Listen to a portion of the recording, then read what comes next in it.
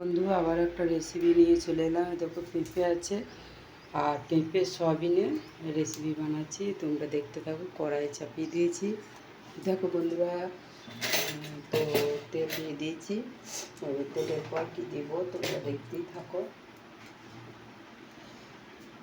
দেখো পাঁচফোড়ন দিলাম, আমি বেশি পাঁচফোড়নটা ব্যবহার করতে পারি, তোমরা কালো জিরে কিংবা সাদা জিরে তোমরা ইউজ করতেই পারো, কিন্তু আমি ইউজ করি এই 5 রকম দিয়ে পাঁচফোড়ন, সেটা দিয়ে আমি ইউজ করি। তো এটা দিয়ে আমার মানে রেসিপিটা খুব টেস্টি হয় খেতে। তো তোমরা এইভাবে আমার মতো করে বানিয়ে খাবে, ঘরে দেখতে পাবে তোমরা। তাহলে এই যে পেঁপেটা আছে, এবার পেঁপেটা দেখো যে হয়ে গেছে, এটা এবার এটা আমি দিয়ে দিই।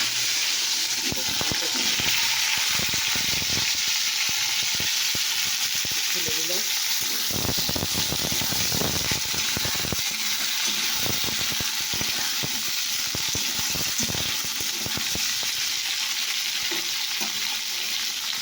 তো এটাকে ওটা একটু জল ঝরিয়ে নিচ্ছি, দেখতে পাচ্ছি ঝুড়িটা একটু জল ঝরা রইলো। তো এবার করে আমি তোমরা দেখতে থাকো।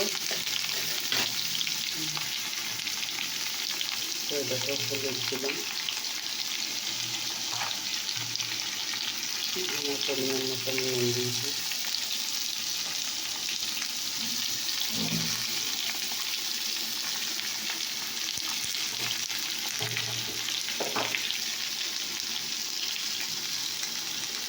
কি সুন্দর একটা কালার এসে গেল, দেখো।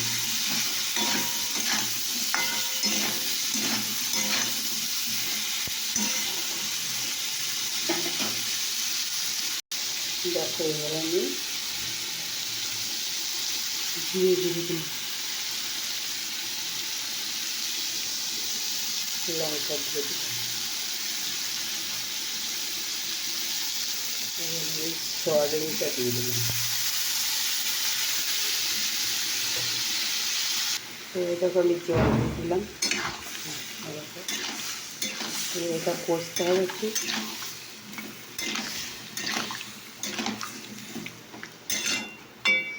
কষতে হবে, এবার কষছি। দেখো বন্ধুরা আমার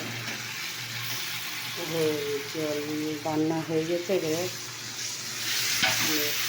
জল দিয়ে দিলাম। তো দেখতে পাচ্ছ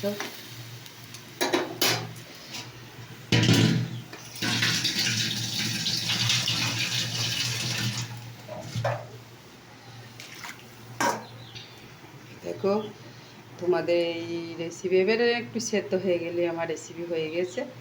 তো তোমাদের কেমন লাগলো অবশ্যই কিন্তু কমেন্ট করে জানাবে। Tata, bye bye.